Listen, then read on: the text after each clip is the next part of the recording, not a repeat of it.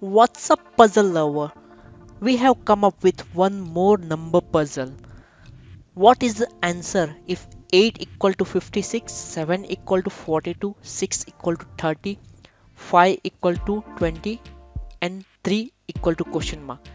We have to find the answer for the last equation, 3 equal to question mark.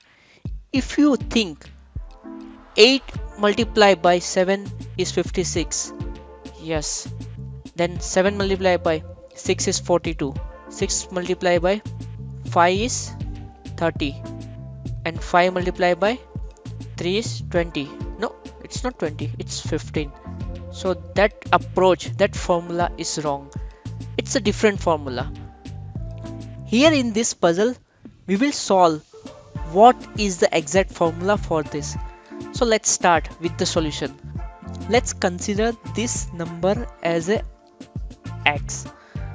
X is multiplied by x minus 1. This will give us this solution. So let's put this as 8, and this will become 8 minus 1 is 7. So 8 multiplied by 7 is 56. Now the second one is 7. 7 and 7 minus 1 is 6. This will give us 42.